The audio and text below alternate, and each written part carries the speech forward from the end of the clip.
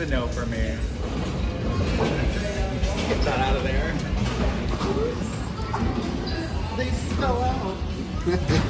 We're about to hear this muffled ass bitch right here. Like, Muffled? Do I really sound muffled?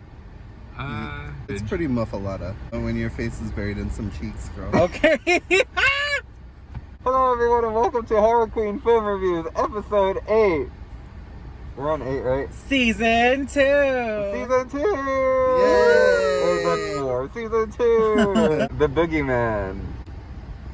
Y'all ain't gonna introduce me, you fake ass bitch? We forgot the It's format. been a long time, okay? With my special guest, Bloody blush. and Sélah V?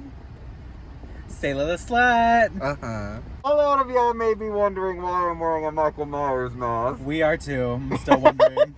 It is because we saw the Boogeyman. And the Boogeyman comes in lots of forms. I, for one, am the Boogeyman from the Halloween series, because they call Michael Myers the Boogeyman. That's to you. What kind of Boogeyman are you? The hottest of them all, you know, the one that just stays under your bed and, you know, likes to shag a little bit. And what kind of Boogeyman are you?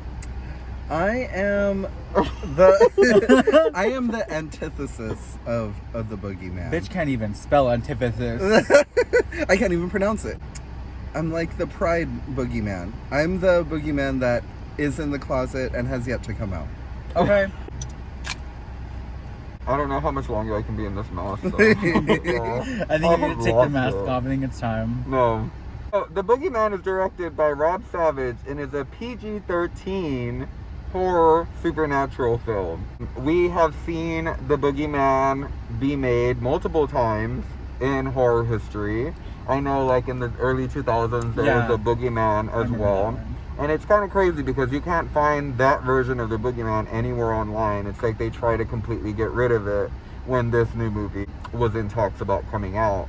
And I actually like that Boogeyman. I thought it was a really good film. And this one wasn't too far off when it comes to the plot or anything like that. I feel like this Boogeyman was centered around a lot of grief. There was a lot of grief involved. Mm-hmm. There's a lot of cake involved too. Okay, yeah, I'm just gonna take it. Take that thing off your face. Ooh.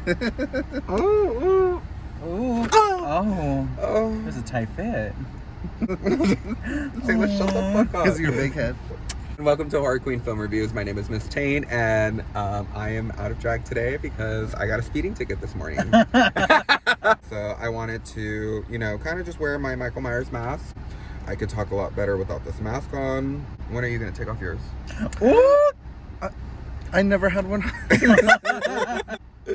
So basically, yeah, the Boogeyman is directed by Rob Savage, has a runtime of roughly about an hour and 40 minutes, and is rated PG-13. You know, right off the bat, it's centered around a family that loses their mom in a car accident. It's just the aftermath after that. You know, they get introduced to this entity known as the Boogeyman from a person that lost his kids. The dad's a therapist, so there was a man looking for help that came in, wanted to know if he had any appointments available, goes in, starts spilling his tea about his kids that passed, and one of them had passed from SIDS. And then the other two, the therapist was just like, well, how did the other two pass? And then he's just like, well, the other two passed from unnatural circumstances. So, you know, they're trying to figure out what happened, and then he shows him this picture of like this spider looking thing, and it's just like, this is like kind of what took my kids. And the dad's just really shook and calls the cops, and it's just like, hey, there's a mentally unstable man in my home. I'm gonna need y'all to come check him out. You know, he showed me this weird picture. And then the man goes upstairs and is like having like a tussle in the closet, and then they open the closet door and it looks like he hung himself, like he committed suicide. I will say that closet was big. That was a big ass closet. It was more of like a small room. So he is hung. And was. Literally. It seems like this entity or whatever was attached to him is now in the home of the family. And it seems like this entity attaches to grief, and it attaches to like trauma, and it attaches to like sadness that the family was already facing and now it's just kind of trying to get the family each one by one. So that's pretty much the premise of the Boogeyman. The parents don't really believe them, and it's up to the sister to try to make sense of everything and try to save her family before they all die by this entity. There was lots of gaslighting going on. Mm-hmm. Absolutely. That was the real jump scare. And that was just between us, honey. We're not even talking about the movie. Yeah, I enjoyed it. I thought it was really good. It's been a while since I've seen a horror movie with jump scares. I feel like they took a break from that for a minute. And I think now it's coming back, and I was a fan of the jump scares. It's also been a while since you showed up to a movie on time, too.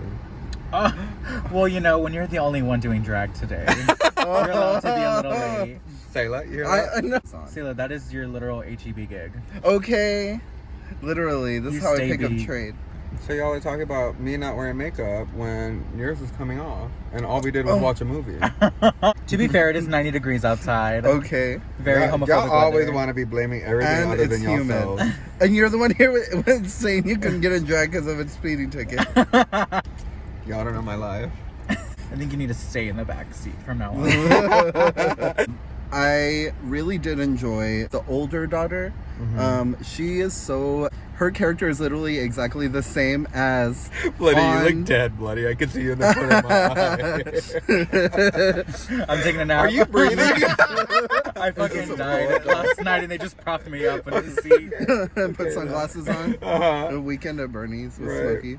That older daughter was the same actress from Yellow Jackets. I don't Was know. she really? Yeah. Oh, I didn't know that. Yeah, she plays Natalie. I know that's her character on Yellow Jackets is Natalie, like the young version.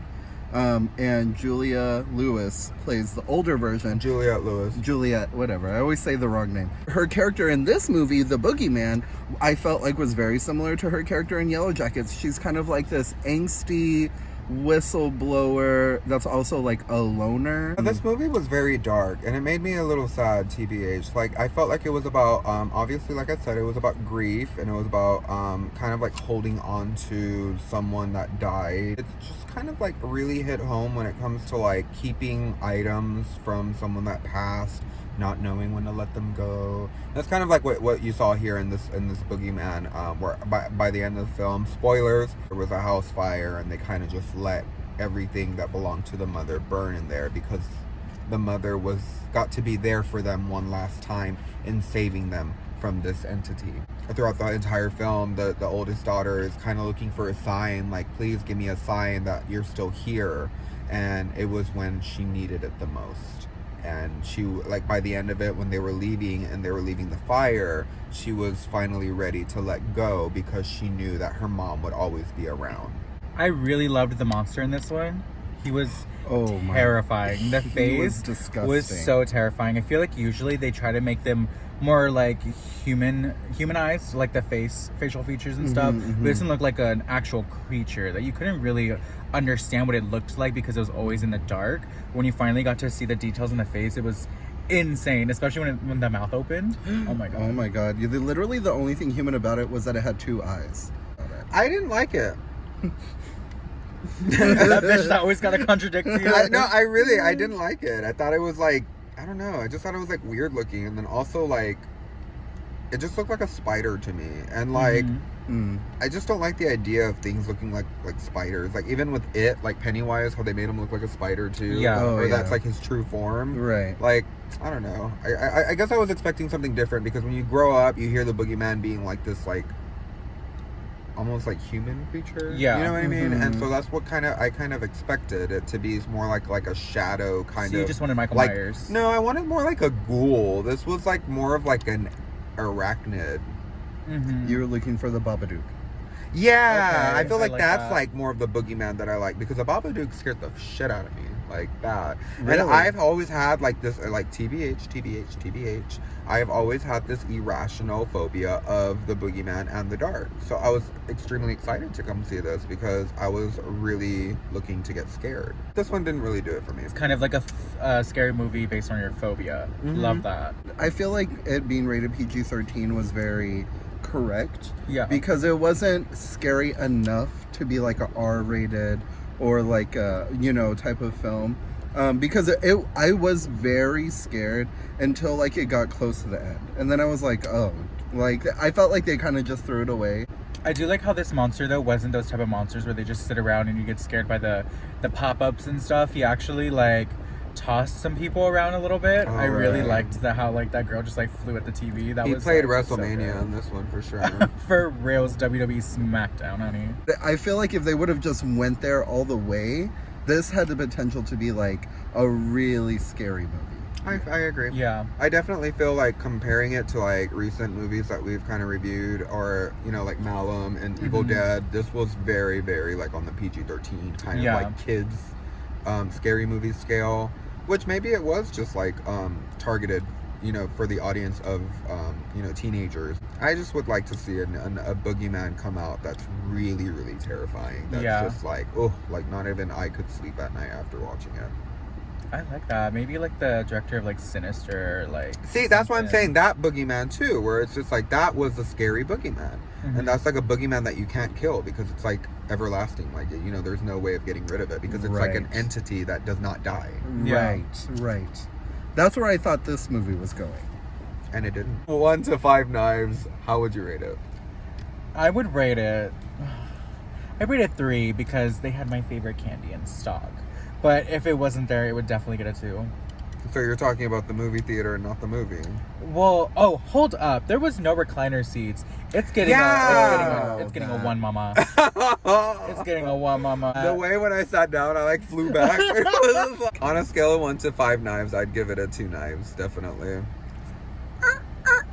That's a cut from me, mama. It was quite disappointing in my opinion. I don't like shitting on horror movies because I believe it adds to the culture. But, you know, I just didn't get what I thought I was going to get from this one. The jump scares were great and all. It's just like overall, it just wasn't it for me. I would give this one a 3 out of 5 knives because I did like the jump scares, and I feel like this is a scary movie I could watch with my 9-year-old or my 6-year-old niece, you know, like that's okay. We need movies like that. Yeah, exactly. Which monster did you like better, the Malum monster or the Boogeyman monster? The Malum monster. I thought that one was even scary to even look at. Like I had to look away from the screen. I was literally. This one was just. I just went. They spent the budget on advertising. Yeah. Thank you everyone for tuning into Horror Queen Film Reviews episode 8. Ride in hell, fuckers!